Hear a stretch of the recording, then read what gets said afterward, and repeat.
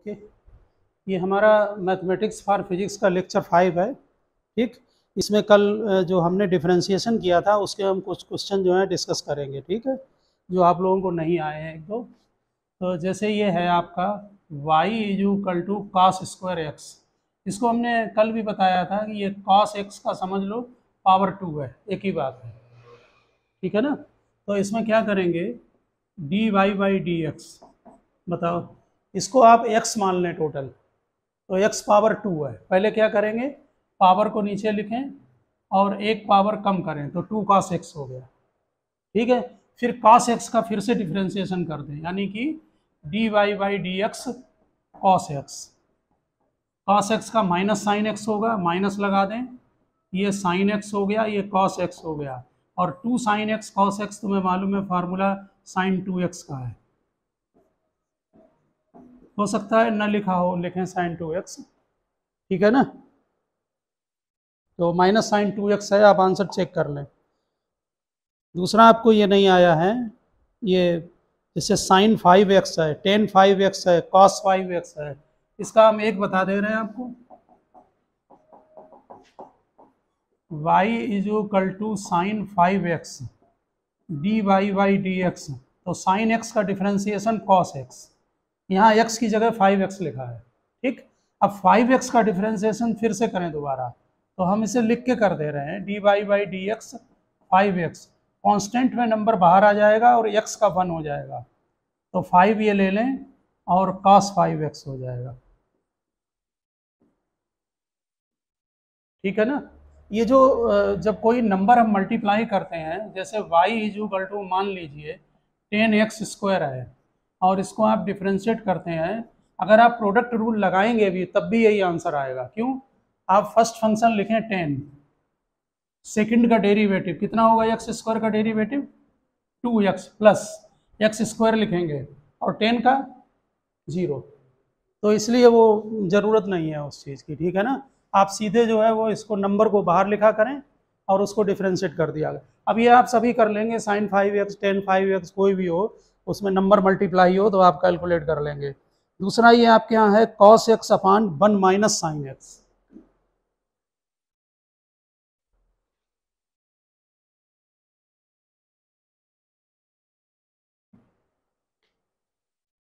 ये लिख लिया।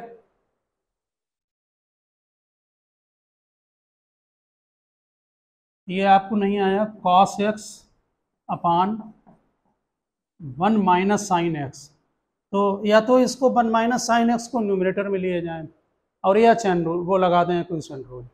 ठीक है ना। तो और भी है मेथड, इसको थोड़ा सॉल्व भी कर सकते हैं आप, अगर ट्रिग्नोमेट्री आती है तो उससे भी थोड़ा सा हो सकता है। खैर, y is d y by d x. हाँ बताओ ईशानी, ये 1 माइनस डिनोमिनेटर का होल स्क्वायर, हम डायरेक्ट कर रहे हैं, डिनोमिनेटर का होल स्क्वायर, फिर यहाँ डिनोमिनेटर लिख देते हो, इनटू न्यूमरेटर का डिफरेंशिएशन। कॉस एक्स का क्या होगा, माइनस साइन एक्स, माइनस लगाएं। ठीक है, फिर न्यूमरेटर को लिख दें कॉस एक्स, फिर इसका 1 माइनस साइन एक्स, 1 का 0 और साइन एक्स का कॉस एक्स, यहाँ पर नोट करेंगे। अभी ऐसा है थोड़ा, तो d y by d x is equal to, बोलो ऊपर क्या बनेगा, minus sine x plus sine square x plus cos square x, यहाँ पर 1 माइनस साइन एक्स का होल स्क्वायर। ठीक लिखा है। अब मालूम है ये ऊपर 1 हो जाएगा और क्या हो जाएगा न्यूमरेटर में 1 माइनस साइन एक्स, और ये नीचे 1 माइनस साइन एक्स स्क्वायर से कट हो जाएगा। समझ गए होंगे ना बात। तो क्या बन जाएगा, बोलो y इज इक्वल टू, ऊपर 1 माइनस न्यूमरेटर में 1 माइनस साइन एक्स, ये 1 माइनस साइन एक्स का होल स्क्वायर, ये कट कर दें, sorry d y by d x, तो d y by d x is equal to 1 minus sine x आ गया। ठीक है ना, सिंपल है, टिपिकल नहीं था। इसमें ये एक दो क्वेश्चन चेन रूल के हैं, वो भी हम जरा बता दें, इनको नहीं आए हैं।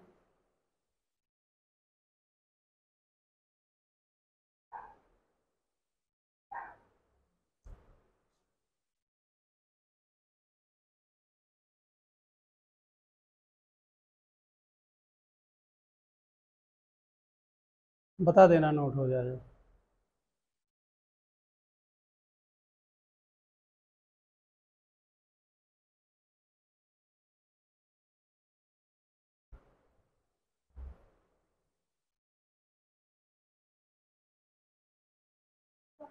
हो गया, ठीक है।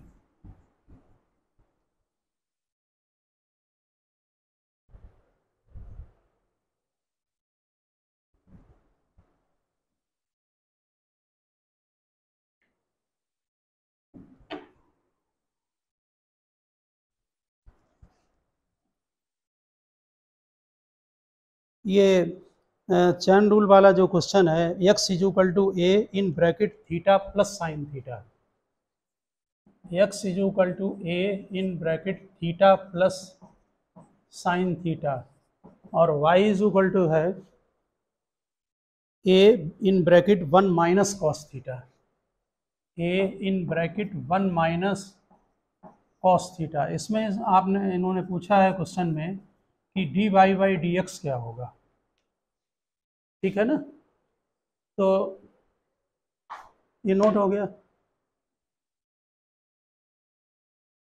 इसमें जो है वो जब इसको आप डिफ्रेंशिएट करेंगे तो उधर वेरिएबल जो है, यहाँ पर थीटा होगा, हमने एक्स लिख दिया है, यहाँ पर भी थीटा होगा, ठीक है। तो जो वेरिएबल है वो थीटा है, ठीक।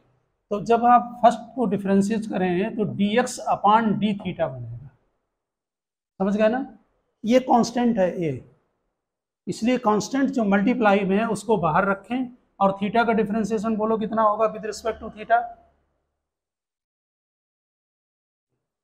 0 नहीं 1। देखो आप इसको जरूर प्रैक्टिस में लें, जैसे y is equal to t बोलो तो d y by d t क्या होगा, चलो पावर 1 है, 1 नीचे लिखो और एक पावर कम करो तो 1 आएगा, ठीक है। तो हमें इसको इतना मतलब रखें कि इसे direct y is equal to x, तो d y by d x क्या होगा 1, समझ गए ना। y is equal to theta, तो d y by d theta क्या होगा 1। आगे बात समझ में। तो यहाँ पर बताओ थीटा का 1 होगा और साइन थीटा का कॉस थीटा, ये बन गया D x upon d theta, समझ में आ गया। Second line D y upon d theta, ए इसमें 1 का 0 होगा और कॉस थीटा का क्या होता है माइनस साइन थीटा, तो ये बन गया आपका a sine theta, d y upon d theta. अब हमको कैलकुलेशन करना है d y by d x का, तो आप d y by d theta into d theta by d x, आप फिलहाल इसे ऐसे ध्यान रखें, ये कैंसिल हो गया, d y by d x आ गया, बस ये चैन रूल है, ठीक है। आपने ये लगा लिया था, पूछा था क्या किसी से, नहीं।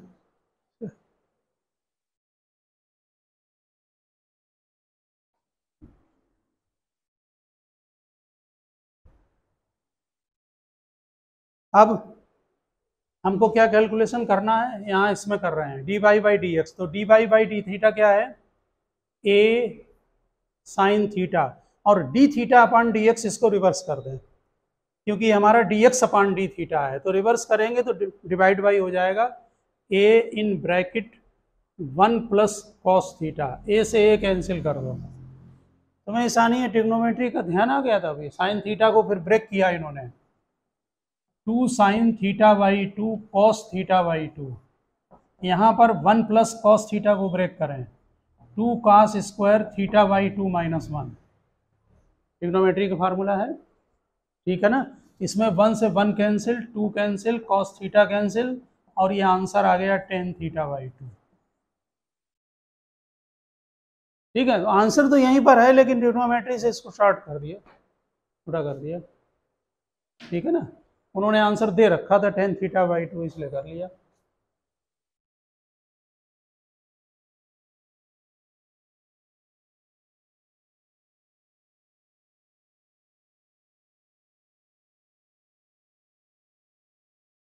वो जो आपका 11th क्वेश्चन है वो भी इसी तरह से है, x is equal to a cos theta है, y is equal to b sine theta है, ये तो नोट कर ही लिया होगा क्वेश्चन।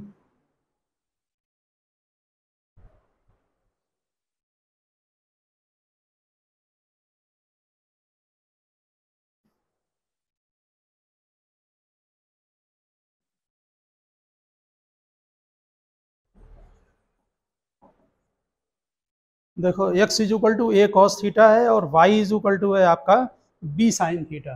तो इसको डिफरेंशिएट करें पहले। dx अपान डी थीटा क्या आएगा बोलो? कॉस थीटा का minus sine theta, a constant है बाहर रखा है मल्टीप्लाई में। ओके, फिर आप इससे क्या कैलकुलेट करेंगे? D y upon d theta, तो ये b और साइन थीटा का कॉस थीटा। अब आप कैलकुलेट करेंगे d y by d x, तो चैन रूल लगा दें, d y upon d theta into d theta upon d x.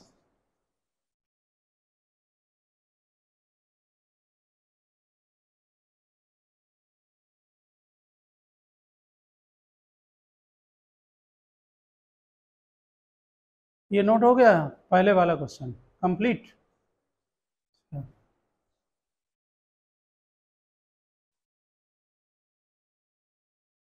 तो अब कर लेंगे, आप समझ गए होंगे बात को। यहाँ पर यहाँ नोट कर दे रहे हैं। तो d y upon d x is equal to d y by d theta है b cos theta divided by a sine theta. तो आंसर में उन्होंने b upon a cot theta लिख दिया है। ये बन गया डिफरेंशिएशन। हाँ, माइनस है वहाँ पर, हाँ ठीक है। इसमें है माइनस, माइनस ए साइन थीटा है तो यहाँ माइनस लगा दें। ठीक है, तो समझ गए होंगे आप केस जो है। इसके बाद इन्होंने कई क्वेश्चन जो काइनेमेटिक्स में यूज होते हैं, वो कल आपने जो क्वेश्चन पूछा था उसमें बहुत हम एक क्वेश्चन इसका कोई सा ले रहे हैं। जैसे मान लीजिए आपको काइनेमेटिक्स में करने में आसानी हो जाएगी थोड़ा सा। ये लिख लिया ना?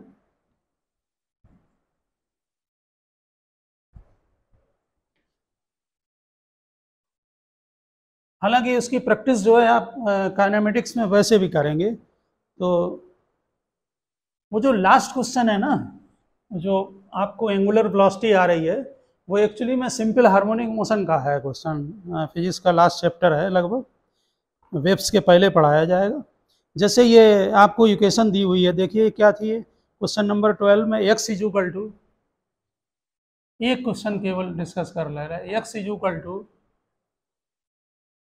ये है थ्राइस नहीं 2t cube minus 3t square plus 2t plus 2। ठीक, जब भी दिया होगा आपका, इसका मतलब है कि ये डिस्प्लेसमेंट है और ये टाइम है t। ठीक है ना? इक्वेशन देख लो, यही है ना? ठीक है, तो इसको जब आपको इतना ध्यान होगा 9th-10th में कि वेलोसिटी जो है वो डिस्प्लेसमेंट का वेरिएशन होगा विद रिस्पेक्ट टू टी, इतना तो मालूम है, ये डिस्टेंस अपॉन टाइम होता है। तो यहाँ पर इंस्टेंटेनियस वेलोसिटी में dx अपॉन dt होगा। हम लोग काइनेमेटिक्स में पढ़ेंगे, ठीक है ना इसको, लेकिन इतना तो मालूम ही है कि वेरिएबल होगा x का विद रिस्पेक्ट टू t। तो इसको डिफ्रेंशिएट कर दें तो वेलोसिटी आ जाएगी। कितना होगा बोलो जरा? 6t स्क्वायर माइनस ये 3 नीचे लिखें, मल्टीप्लाई करें, 3 2 जा 6 और इसमें एक डिजिट कम करें, ये 3 2 जा 6 और इसमें एक डिजिट कम करें, प्लस t का 1 होगा और इसका 0 होगा।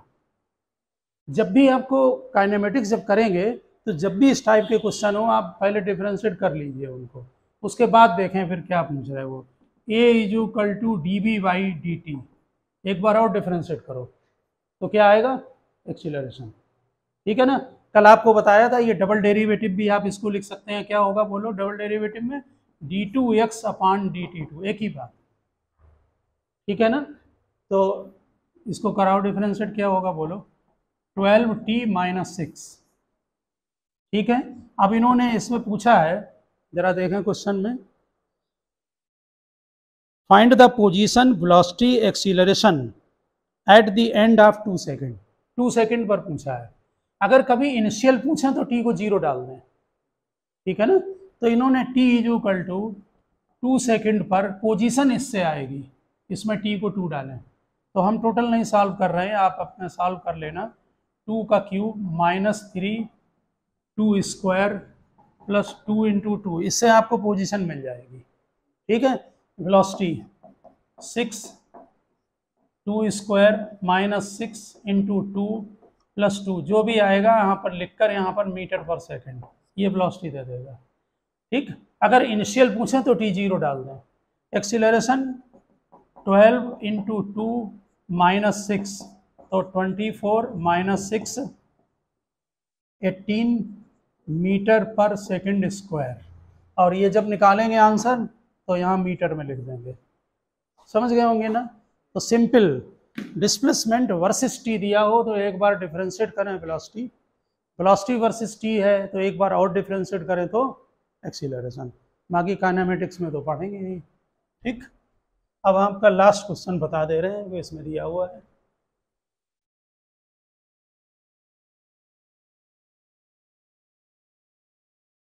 लास्ट जो इसमें क्वेश्चन था आपका, इसमें इन्होंने इक्वेशन दे रखी है y is equal to r sine omega t minus theta. y is equal to are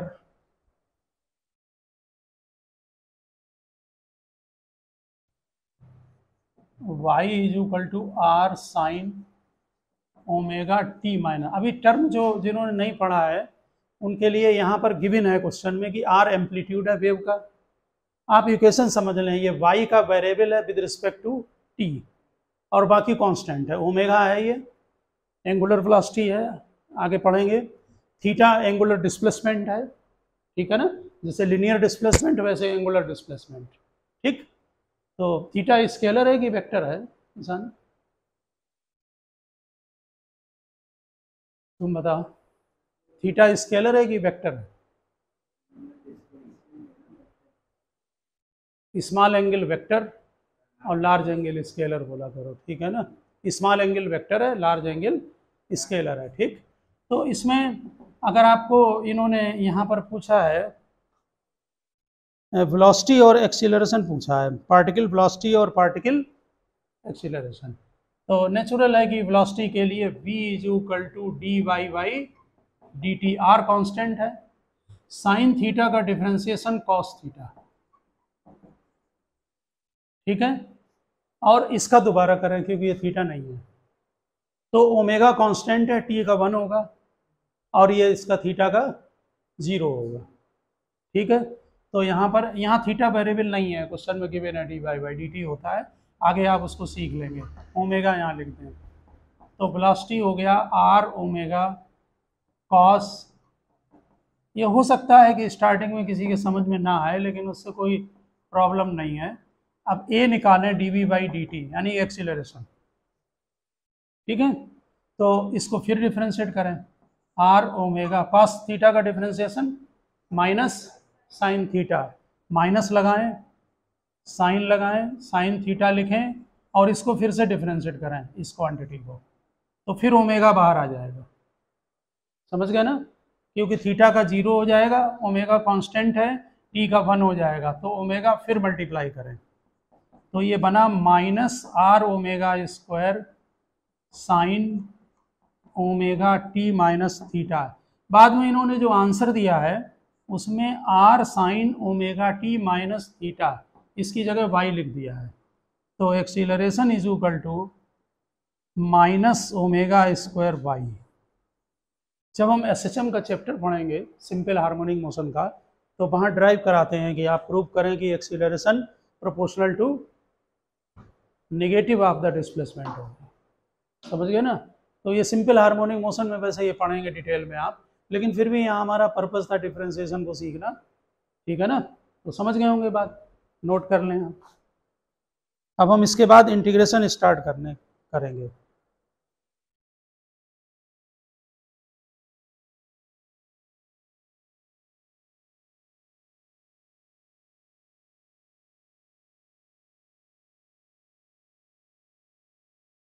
हमें लग रहा है कि एक लेक्चर अभी और जाएगा मंडे को, तब खत्म होगा मैथ पूरा।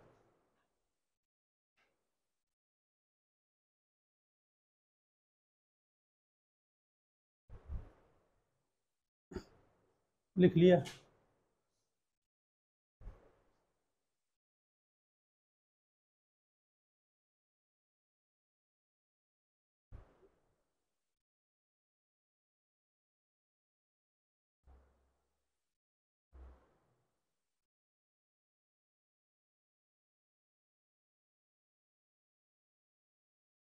ठीक, अब आप हेडिंग डालें इंटीग्रेशन।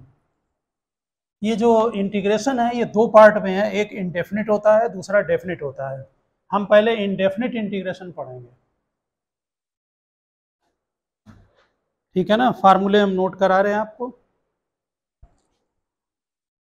इंटीग्रेशन जैसे डिफरेंशिएशन को ठीक से सीखा है, वैसे ही इंटीग्रेशन से आप एक्सरसाइज इंटीग्रेशन की लगा सकते हैं, जो बेसिक में यहाँ पर दी गई है। तो देखें, आप हेडिंग डालें इनडेफिनिट इंटीग्रेशन। इनडेफिनिट इंटीग्रेशन,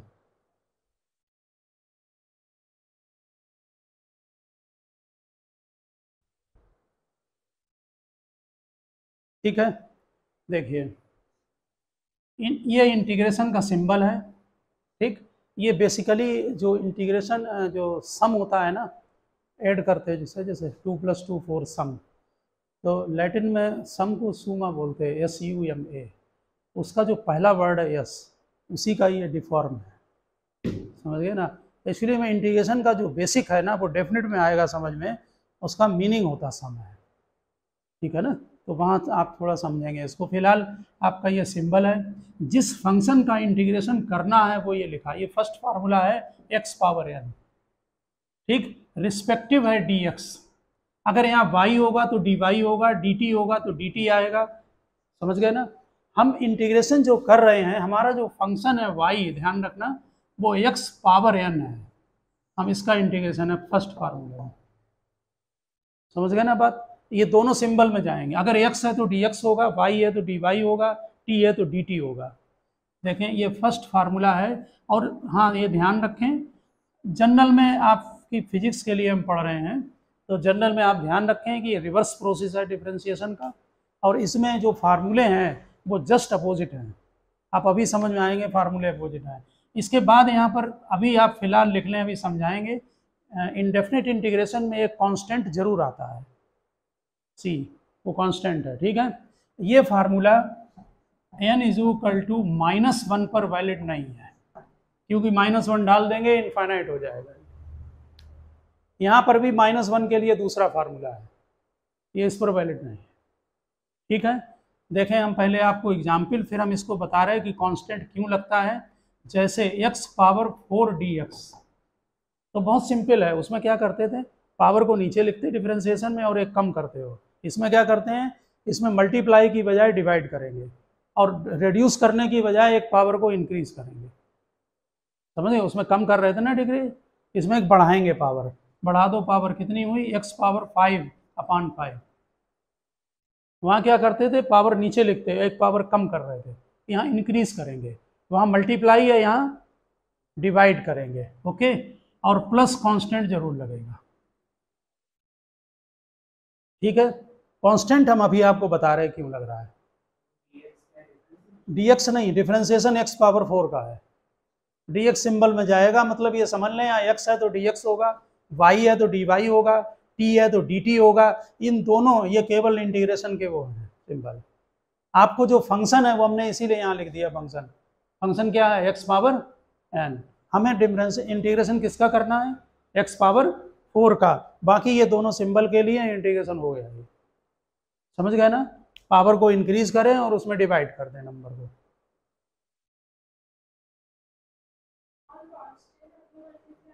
हाँ, वो अभी बता रहे क्यों आ रहा है, वो लगाना ही है आपको समझ। इंडेफिनिट में लगाना है, डेफिनेट में नहीं लगता, जरूरत नहीं उसकी पड़ती। वो भी समझ में आ जाएगा कि क्यों नहीं पड़ती है जरूरत, आप यहाँ समझें। देखो, जब इसका इंटीग्रेशन ये है तो इसका डिफरेंशिएशन भी ये होगा। आप चेक करें जरा, इसी से समझ में आएगी बात को। x⁻5/5 बोलो डिफरेंशिएशन, 1/5, इसमें 5 नीचे लिखो और एक पावर कम कर दो, ठीक है। तो ये 5 से 5 कैंसिल हो गया और x⁻4 आ गया। अब दूसरी बात समझें जरा यहाँ पर, समझ गए। इसलिए x⁻4 का ये इंटीग्रेशन होगा और इसका ये डिफरेंशिएशन होगा, ठीक। अब जरा एक बात और बताएं, अगर मान लो y⁻x/5 + 10 हो, तब कितना होगा डिफरेंशिएशन, तब भी यही आएगा, क्योंकि 10 का डिफरेंशिएशन 0। यहाँ पर 1 हो तब भी यही आएगा, यहाँ 100 हो तब भी यही आएगा, यहाँ पर कोई कांस्टेंट हो तब भी यही आएगा, आएगा ना। इसलिए इसका जब इंटीग्रेशन करेंगे तो एक कांस्टेंट लगाएंगे, क्योंकि वहाँ हो सकता है कि कांस्टेंट 0 भी हो सकता है, नेगेटिव भी हो सकता है, पॉजिटिव भी हो सकता है। आपके समझ में आ गई बात? इसलिए हम इंडेफिनिट में कांस्टेंट जरूर लगाते हैं, ठीक है ना, क्योंकि कांस्टेंट का डेरिवेटिव 0 होता है। ठीक, तो यहाँ पर इसको नोट कर लें, यहाँ पर हम ये दोनों पॉइंट यहाँ पर नोट कर दें। यहाँ पर dy/dx जब निकालेंगे तब भी आपका x पावर 4 आएगा।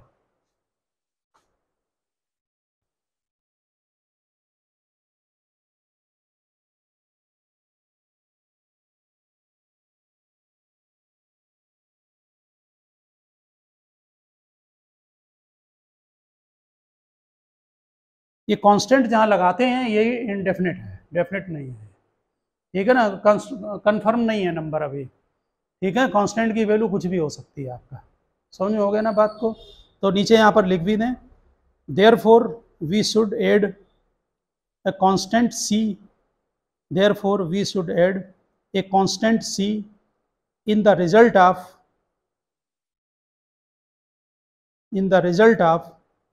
all indefinite integration या indefinite integrals।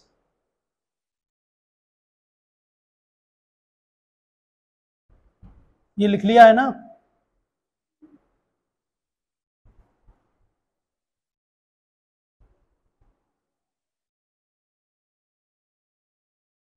हाँ, नेक्स्ट देखें, ये हमने पहला बनाया integration x power 3y2 dx। ठीक, बोलो क्या लिखें? x power 3y2 plus 1 divided by 3y2 plus 1 plus constant. आगे बात समझ में? तो ये क्या बन जाएगा आपका 5/2, तो 2/5 x पावर 5/2 प्लस कॉन्स्टेंट, ये इंटीग्रेशन का रिजल्ट हो गया। ठीक है, प्लस कांस्टेंट ऐड कर दें। आप x पावर n के फार्मूले को समझ गए होंगे।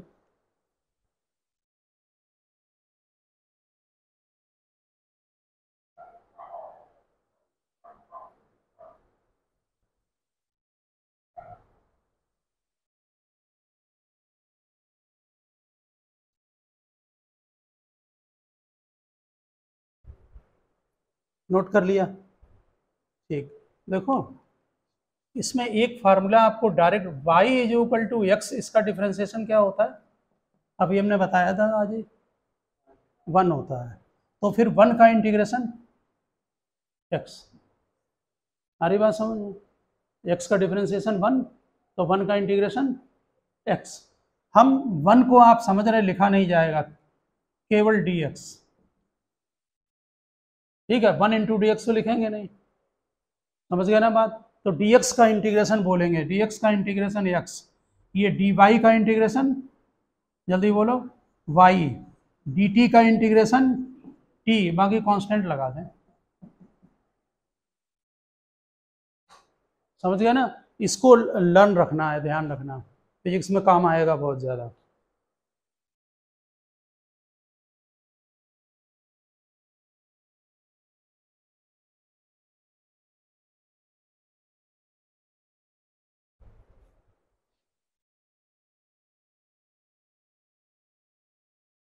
y is equal to x, उसका डिफरेंशिएशन 1, dy का y लिख दें, dx का x, dt का t। फिजिक्स में काफ़ी यूज होता है ये चीज़।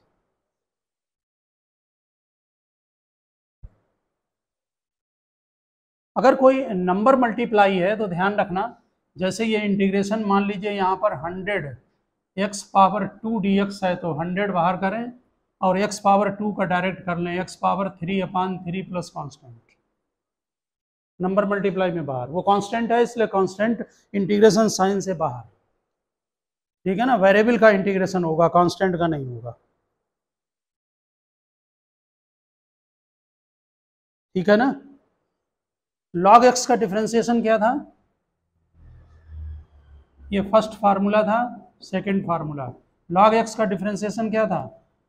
1/x, तो 1/x का integration log x, log x base e plus, इसीलिए ध्यान देना ये इसमें अगर n-1 डाल देंगे तो क्या होगा, 1/x आ जाएगा। ये n-1 पर वैलिड नहीं है क्योंकि 1/x का इंटीग्रेशन log x होगा, ठीक है ना, इसलिए वो वहाँ नहीं वैलिड है उस पर जो है। और बहुत ही आपके यहाँ यूज होगा, जो फार्मूले दे रहे हैं, जो फार्मूले डिफरेंशिएशन के लर्न है वो समझ लें, यहाँ पे इंटीग्रेशन के भी आपको लर्न है। ई पावर एक्स का डिफरेंशिएशन क्या था याद है, ई पावर एक्स का सेम था, ई पावर एक्स का ई पावर एक्स, तो इंटीग्रेशन भी ई पावर एक्स। बाकी साइन एक्स का इंटीग्रेशन क्या होगा, साइन एक्स किसका डिफरेंशिएशन है, हाँ माइनस कॉस एक्स का, कॉस एक्स का माइनस साइन एक्स होता है ना, तो साइन एक्स का integration minus cos x. Integration किसी भी बुक में फार्मूले दिए हैं, minus cos x plus constant, sign x का इंटीग्रेशन माइनस कॉस एक्स। हाँ यहाँ पर हम ये चीज यहीं पर क्लोज कर रहे हैं, ये ध्यान रखना कि अगर मान लो साइन जो आपने लिखा है वो साइन ए एक्स हो डी एक्स, तो रहेगा तो यही साइन एक्स का क्या होगा, माइनस कॉस एक्स। यहाँ पर ध्यान देना ये साइन ए एक्स है और डी एक्स है, ठीक, माइनस कॉस ए एक्स, ठीक।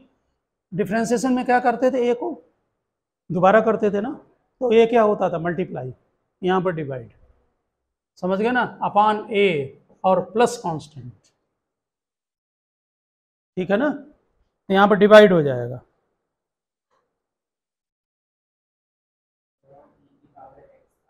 ई पावर एक्स का ई पावर एक्स, डी एक्स से कुछ नहीं मतलब है, डी एक्स तो दोनों सिंबल है।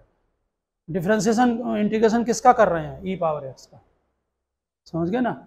वहां पर भी जो हम डी एक्स बोल देते हैं इंटीग्रेशन 1 का है, ठीक है ना, लेकिन वो जनरल में बोल देते हैं डी एक्स का एक्स होगा, डी वाई का वाई होगा, डी टी का टी होगा। फार्मूले नोट कर लिए, हटा दें ये, ठीक है।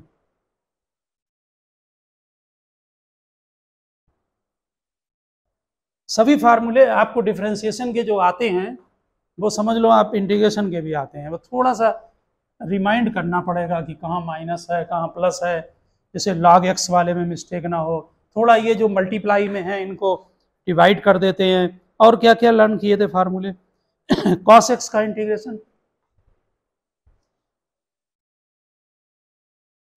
cos x dx किसका डिफरेंशिएशन है, cos x sin x का, ठीक है, तो फिर sin x integration sin x plus constant. काश में अगर नंबर मल्टीप्लाई कर देंगे तो फिर डिवाइड में चला जाएगा। सेक 10x का डिफरेंशिएशन ध्यान है, 10x का सेक स्क्वायर एक्स, तो सेक स्क्वायर एक्स का इंटीग्रेशन 10x। अब बाकी तो 12th में करोगे तो फिर काफ़ी प्रैक्टिस हो जाती है, कोई वो नहीं है।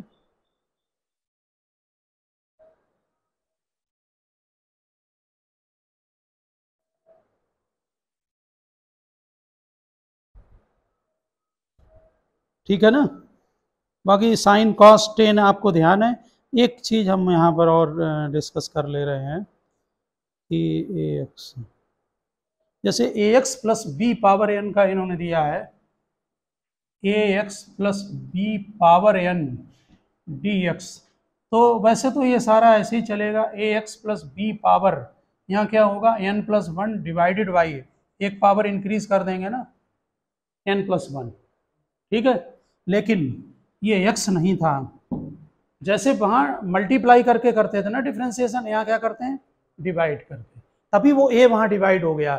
इसका यहाँ पर डिवीजन में क्या है, इसका जैसे वहाँ मल्टीप्लाई में डिफरेंशिएशन, वैसे यहाँ पर डिवाइड में है डिफरेंशिएशन।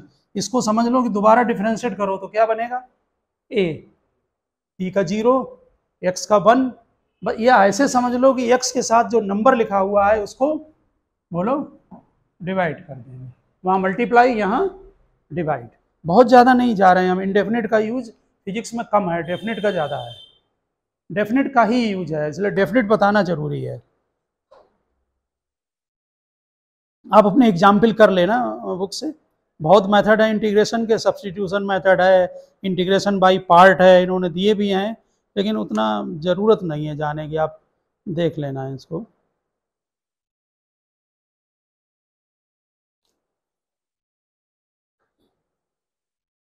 नोट कर लें तो बताना मुझे तुरंत।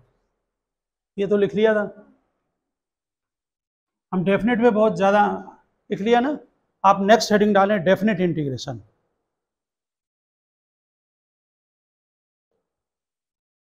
डेफिनेट इंटीग्रेशन,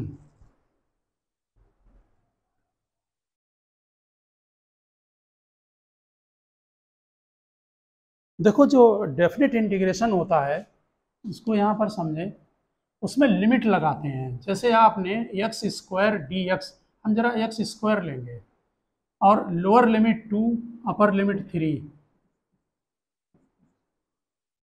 ठीक। डेफिनेट इंटीग्रेशन वही है, लेकिन क्या करेंगे, एक लोअर लिमिट लगाएंगे, एक अपर लिमिट। अभी समझ में आ जाएगा इसका मीनिंग क्या है आपको, ठीक है ना। अभी समझते जाएं, अभी बुक में देखें आप।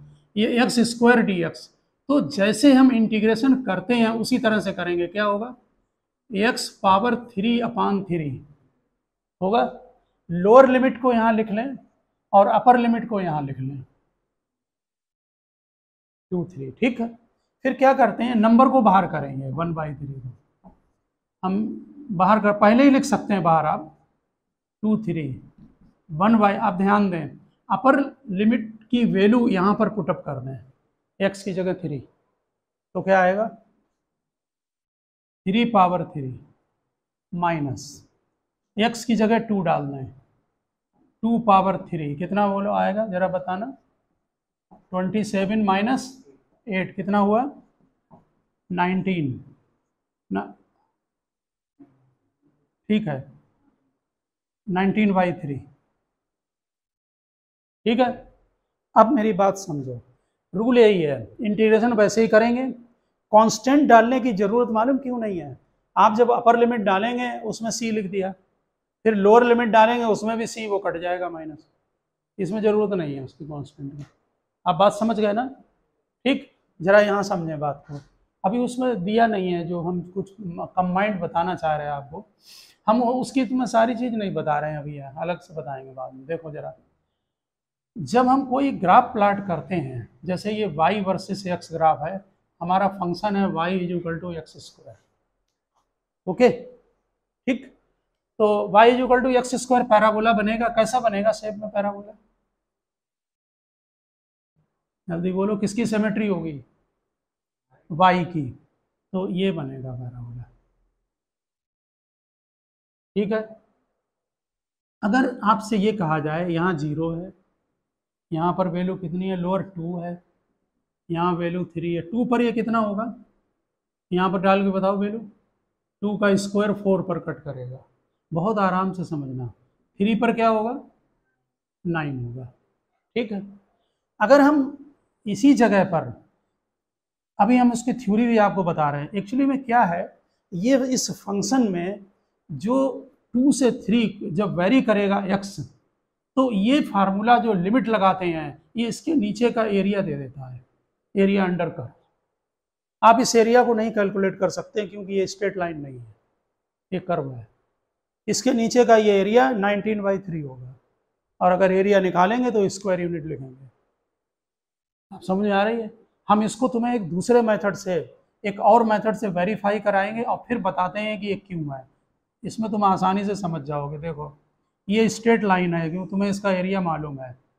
यहाँ पर हम 2-3 फिगर ले रहे हैं, हम ये 2 ले रहे हैं, ये 3 ले रहे हैं, इसको बहुत ठीक से समझना आप बात को जो हम बता रहे हैं। ये -3 ले रहे हैं, इससे आप सारा गेम इसका समझ जाएंगे। ये हमारा फंक्शन है y = x, ठीक है। तो y की वैल्यू पे बता दो यहाँ कितनी होगी, 2 होगी, यहाँ कितनी होगी, यहाँ कितनी होगी, चलो -3, ठीक है। अब आप मुझे ये बताओ, अगर आपसे ये कहें हम कि हम पॉइंट ले रहे हैं, जरा O है, A है, B है, C है, D है, ओके। तो जरा एरिया बताएं, ओ ए सी का कितना होगा? एरिया ओ ए सी का कितना होगा? क्योंकि ये स्ट्रेट लाइन है, आप बता देंगे, ट्रेंगल बन रहा है। बताओ जरा क्या होगा एरिया इसका? 1/2 बेस इंटू हाइट। बेस कितना है? 2। हाइट कितनी है? 2 है। ये दोनों कैंसिल हो गए, 2 होगा। फिलहाल हम लिख दे रहे हैं, चलो स्क्वायर यूनिट होगा ना। अब एक काम करें, फंक्शन क्या है? y इक्वल टू एक्स है, जरा चेक करें। एक्स डी एक्स इंटीग्रेशन करेंगे, ठीक, किसका? एक्स का। फंक्शन एक्स है, हम पहले ही बता चुके हैं, ये दोनों सिंबल में है, सीधी बात। लिमिट डालें, कहाँ से कहाँ तक का एरिया है? 0 to 2।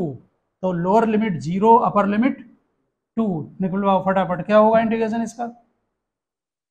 पावर बढ़ाया करो तुरंत, कितनी पावर है? 1, तो 2 होगी। 2 बाहर करो, एक्स स्क्वायर, 0 से 2। आगे बात समझ में? अब क्या करेंगे? पहले अपर लिमिट इसमें डालो, कितना आएगा? 4। फिर लोअर लिमिट डालो, ये 2 आ गया, ये 2 आ रहा था। यानी कि डेफिनेट इंटीग्रेशन क्या देता है? Area under curve. Physics sorry math के 12th में एक बहुत बड़ा चैप्टर है एरिया अंडर कर्व, और उसमें डिफरेंट डायग्राम बनाकर नीचे के एरिया निकाले जाते हैं। समझ गए? यहाँ देखें जरा, हमें एक और फिर वेरीफाई करेंगे हम। 2 से 3 का एरिया बताओ। ये क्या बन रहा है? ए बी डी सी ए, इसका एरिया ट्रेपेजियम बन रहा है ना? बोलो एरिया। जिससे आपको इसमें हमें कई चीज वेरीफाई करानी है। एरिया बोलो कितना होगा? अरे 1/2 पैरेलल साइड का सम। ये कितनी है साइड? 2, और ये कितनी है? 3। तो 3 + 2 इंटू बीच में परपेंडिकुलर डिस्टेंस 3 - 2 1, कितना आया? 5/2। अभी आ जाएगा कि सही है कि नहीं है। ठीक है, इसमें आ रहा है ये डाउन का इसको, चलो ठीक है। अब जरा इंटीग्रेशन करते हैं इसका, कहाँ से कहाँ तक? 2 to 3, ठीक है। अभी कहाँ किया था इंटीग्रेशन? 0 से 2। जरा हम इंटीग्रेशन यहाँ कर, इसको हटा रहे हैं हम। ये नोट किया भी नहीं? जरा नोट करो, फिर करते हैं। ग्राफ भी बनाए ठीक से, उसके पॉइंट बनाए ठीक से, और उसे नोट करें। बस ये अगर समझ गए ग्राफ तो पूरा उस समझ में आ जाएगा, और काफ़ी ड्यूरेबल रहेगा, बहुत काम आएगा आगे आपके। क्योंकि कर्व में हम डायरेक्ट नहीं निकाल सकते हैं ना, स्ट्रेट लाइन में हमने डायरेक्ट निकाल लिया, आपको आप समझ गए कि इसमें क्या होगा।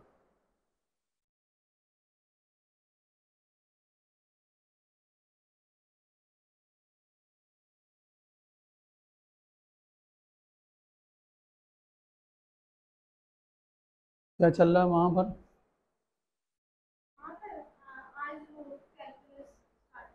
कल वो हो गया कोऑर्डिनेट और वो सब? हाँ अच्छा, अच्छा है डिफ्रेंशिएशन, ये समझ जाओगे अब इंटीग्रेशन। जल्दी लिखें। ये आपने लिख लिया x² dx वाला? वो भी नहीं लिखा अभी, ऊपर वाला वो लिख लिया है, वो वाला ग्राफ भी बना लिया होगा? चलो ठीक, बना लो। अच्छा कंप्लीट। ऊपर वाला ग्राफ y = x² का है, नीचे ग्राफ y = x का है। जो हम ये स्ट्रेट लाइन की जो आपको कॉन्सेप्ट बता रहे हैं, ये बहुत ध्यान रखना, फिजिक्स में काइनेमेटिक्स से लगाकर आगे तक यूज होंगे।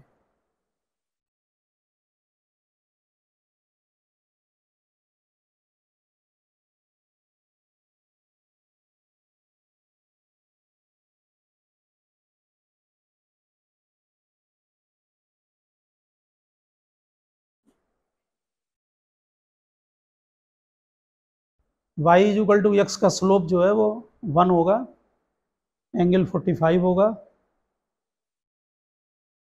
क्योंकि y = mx का ग्राफ है, m = tan थीटा है, tan थीटा 1 है, तो थीटा 45 है।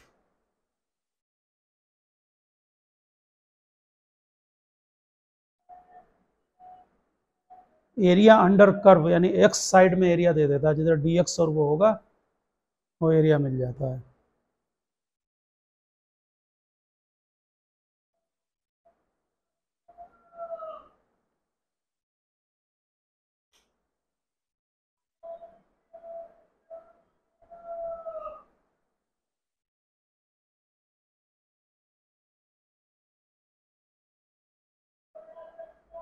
नोट कर लिया।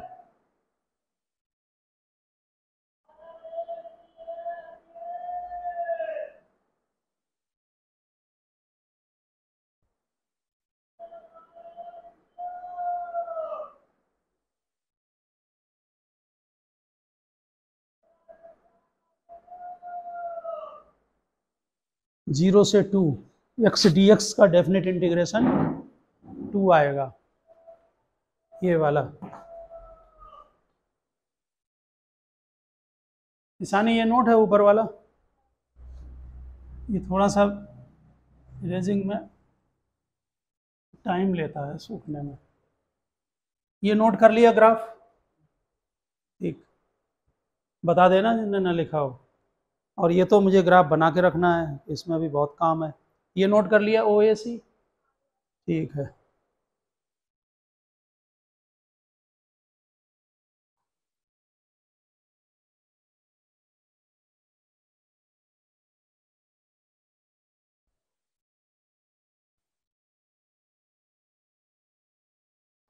इसी एरिया से आप जो हमने ग्राफ बनाया है ये y = x का, इसी से सारे मैटर को आप समझ लें। देखिए अब हम एरिया जो हमने ये ट्रेपेजियम का एरिया निकाला है, ये आपका आया है 5/2, ये एरिया आया है इस वाले ट्रेपेजियम, ठीक है।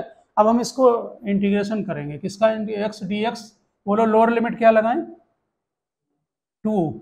x वेरिएबल इसका होगा, ध्यान रखना, dx, x का t है तो टाइम का वेरिएबल, y है तो y का वेरिएबल, 2 2 3। बोलो इंटीग्रेशन क्या है x का, अभी किया x², लिमिट लगाएं 2 2 3, वैल्यू डालें। पहले 3 की वैल्यू इसमें पुटअप करें, इसको तैयार रखें, सॉरी 3² माइनस, फिर 2 डालें, 2 का स्क्वायर, 1/2, 9 - 4, ये बन गया 5/2। आगे बात समझ में, स्ट्रिक्टली समझ लें कि एरिया अंडर कर्व देता है डेफिनेट इंटीग्रेशन। अब एक और पॉइंट हम यहां पर डिस्कस करेंगे। एरिया आप नोट कर चुके हैं, इसलिए हम इसको हटा दे रहे हैं यहां से।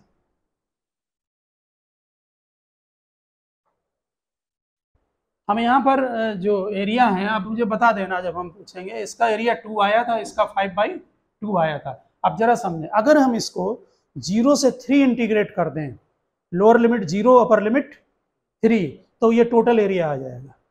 कितना आ जाएगा, 2 + 5/2। आगे बात समझ में, ठीक। अब हम इंटीग्रेशन यहां पर करेंगे -3 to 3 और चेक करें पहले, बाद में हम एरिया की बात, पहले ऐसा करो -3 to 0 करो, बहुत इंपॉर्टेंट चीज है, बहुत ध्यान रखना। -3 to 0, ठीक, कर रहे हैं इंटीग्रेशन।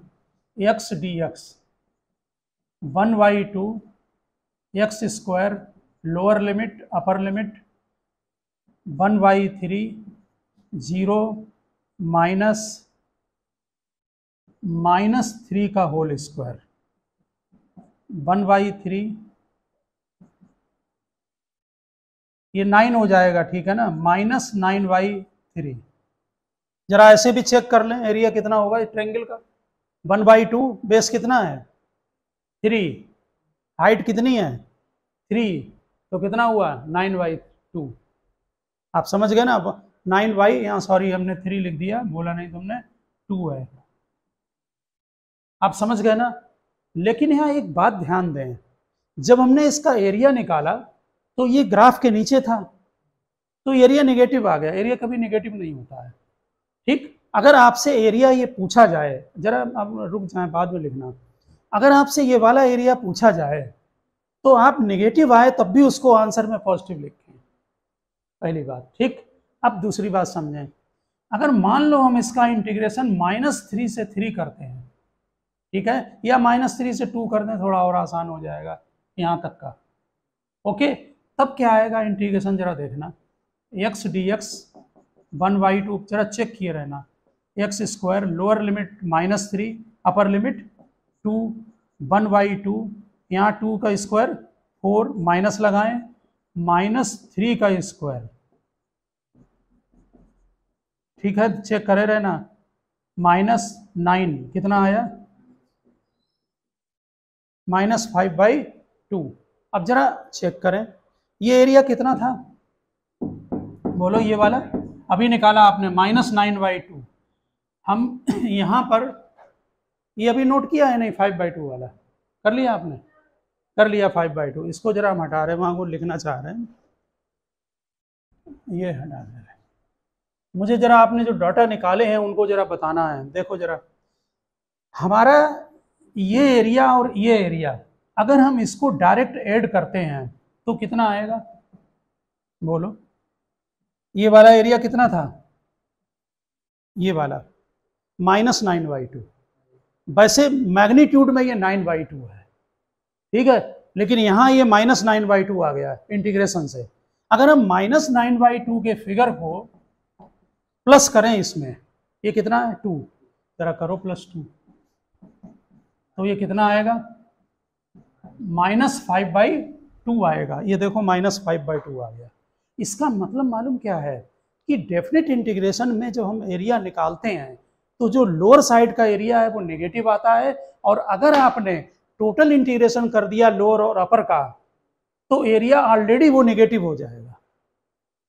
आपके बात समझ में आ रही है ना, क्योंकि यहाँ देख लो ना, जब हमने -3 से 2 किया तो लिमिट ये आ रही है वैल्यू इंटीग्रेशन से, और ये नेगेटिव में लें तभी एरिया होगा। हमें कभी कभी काइनेमेटिक्स में या फिजिक्स में ऐसी ज़रूरत पड़ती है कि जैसे आपको कुछ कुछ ध्यान होगा कि डिस्टेंस जो होती है वो टोटल डिस्टेंस होती है ट्रेवल्ड, और डिस्प्लेसमेंट क्या होता है, डायरेक्ट डिस्टेंस होती है इनिशियल टू फाइनल। अब हमें मान लो एरिया ये दोनों अलग अलग निकालने हों तो फिर हम डायरेक्ट नहीं निकाल सकते हैं, हमको क्या करना पड़ेगा, -3 से 0 अलग निकालें, 0 से 2 अलग निकालें, और -3 से 0 पर मॉड लगाएं। क्यों मॉड लगाएं, क्योंकि वो तो निगेटिव दे देगा आंसर। हमें क्या चाहिए, इसका आंसर पॉजिटिव में चाहिए। अगर आपसे कोई पूछे कि इसका एरिया टोटल बताएं और आपने डायरेक्ट इंटीग्रेट कर दिया तो आंसर नहीं आएगा, आंसर माइनस होके आ जाएगा, यानी इस एरिया में से ये माइनस हो जाएगा अगर आपने इंटीग्रेशन कर दिया। आपकी समझ में आ रही ना, तो करना क्या पड़ेगा, ब्रेक करना पड़ेगा, समझ गया ना। -3 से 2 अलग करें, 0 अलग करें इंटीग्रेशन, और 0 से 2 अलग करें। जब -3 से 0 इंटीग्रेट करेंगे तो -9/2 आएगा, उसमें मॉड लगाएं, तब बनेगा आपका 9/2। और फिर 0 से 2 अलग इंटीग्रेट करें, उसका 2 आएगा, और 9/2 + 2 ये नेट आंसर होगा एरिया का, ठीक है ना। कैसी रिक्वायरमेंट है ये उस पर डिपेंड करेगा क्वेश्चन के ऊपर, समझ गए ना। अगर डिस्प्लेसमेंट है तो डायरेक्ट कर लेते हैं, अब वो चीज़ हम काइनेमेटिक्स में आएंगे। लेकिन आप एक बात ध्यान रखें कि कोई भी कर्व का जो एरिया है उसका डेफिनेट इंटीग्रेशन से एरिया निकल आता है, एक बात। दूसरी बात आप ध्यान रखें कि जो ग्राफ x एक्सिस के नीचे होगा यानी नेगेटिव y पर, वो एरिया नेगेटिव आएगा, समझ गए ना। अगर आपने टोटल निकाला तो वो ऑलरेडी माइनस को उसको सेट कर देगा, माइनस प्लस को, ठीक। अब आप इसे नोट करें, इसको मेरी जो थ्योरी है इसको घर में एक बार फिर समझ लेना। कितने मिनट हो चुका है, ठीक है, अभी चल रहा है 7 मिनट, कुछ पॉइंट आउट डिस्कस करेंगे।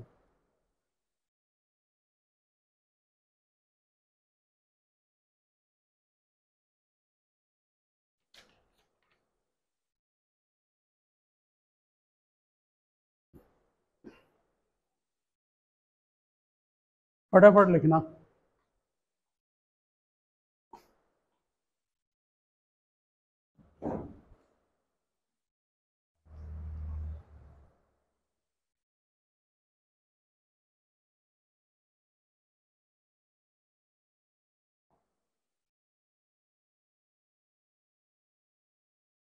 लिया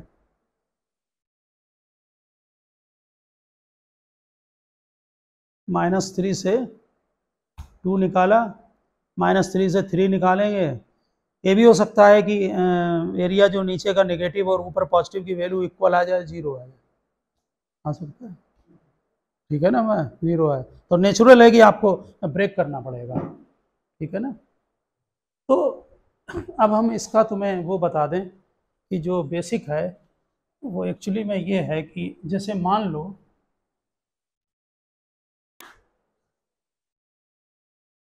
जब आप डेफिनेट इंटीग्रेशन 12th में पढ़ेंगे मैथ में, तो ये आपकी जो बुक है, जो भी है आपके पास टेक्स्ट बुक है, उसमें आप इंटीग्रेशन के सभी क्वेश्चन लगाएं। जो नहीं होंगे उनको हम बताएंगे। यहाँ देखें, ये मान लो y वर्सेस x, हमने कोई ये ग्राफ बनाया है, ऐसे बना लिया रैंडम, ठीक। हमें अगर आपसे ये कहा जाए कि यहाँ से यहाँ तक का एरिया बताओ, ये वैल्यू x1 है और ये वैल्यू x2 है, हमें ये एरिया निकालना है। ओके, आप ऐसे नहीं निकाल सकते क्योंकि आपको सीधी लाइन है नहीं, स्ट्रेट लाइन नहीं है, ठीक है। एक और मेथड था छोटे क्लासों में कि वो ग्राफ बना के काउंट कर करके निकालते थे, अगर आपको ध्यान हो, ठीक है ना, हाफ हाँ करके उसका आइडिया लेते, काफ़ी आइडिया दे देता था, ठीक। अब थोड़ा सा माइंड को सेटअप करके इसको मतलब समझें कि dx का मीनिंग एक्चुअली में है क्या। तो क्या करेंगे कि इसको छोटे छोटे स्ट्रिप में डिवाइड कर लेते हैं, बहुत स्मॉल स्ट्रिप, ठीक। समझ लो इनविजिबल है स्ट्रिप, और इसकी जो थिकनेस है ये वो dx है, बड़ा लिख दे रहे, dx है इसकी थिकनेस, ठीक।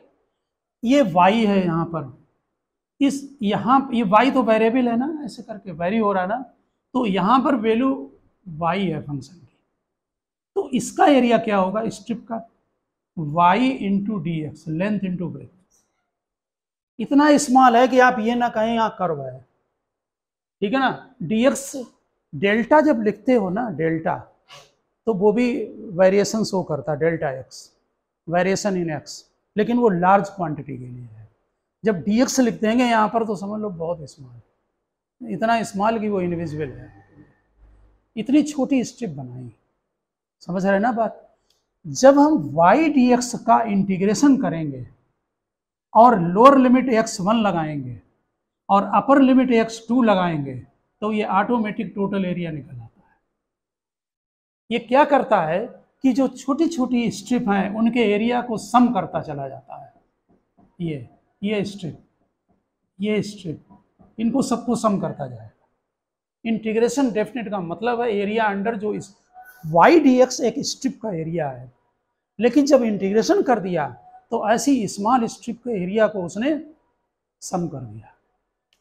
आ रही बात समझ में, इसलिए वो सम वर्ड वहाँ पर एडिशन वर्ड है, और इसको जब निकालेंगे तो ये basic formula area under curve बनता है, टूवर्ड्स x एक्सिस होगा। जैसे dx लिखा है तो x साइड को, ठीक है ना, dy लिख दें तो y साइड को। फिर मैथ में थोड़ा ज़्यादा डिस्क्रिप्शन है, आप समझ गए ना बात को, ठीक है ना। और वहीं पर ये बात थ्योरी में आपको समझाई जाएगी कि अगर कोई ग्राफ, यहाँ देखें कि अगर कोई ग्राफ मान लीजिए वो आपका यहाँ पर जा रहा है, जैसे ये बनाया हमने ग्राफ और ये यहाँ चला गया, अगर आप ये एरिया निकालेंगे तो नेगेटिव आएगा, ये एरिया निकालेंगे तो पॉजिटिव, और टोटल निकालेंगे तो प्लस से माइनस होके निकल आएगा। तो फिजिक्स में हमें जहाँ जैसी रिक्वायरमेंट होगी, अगर हमें एक्चुअल में मैग्नीट्यूड चाहिए है तो हमें फिर इंटीग्रेशन करने में ब्रेक करना पड़ेगा, दो पार्ट में इंटीग्रेशन करें, समझ गए ना। फिर हम लोग थ्योरी में इसको प्रैक्टिकल लेंगे, नोट कर लें आप। जब डेफिनेट इंटीग्रेशन पढ़ेंगे एरिया अंडर कर्व, तो पहले यही समझाया जाता है कि ये ग्राफ है, इसमें एरिया हम इस तरह से कैलकुलेट करेंगे। इसको क्लोज कर दो।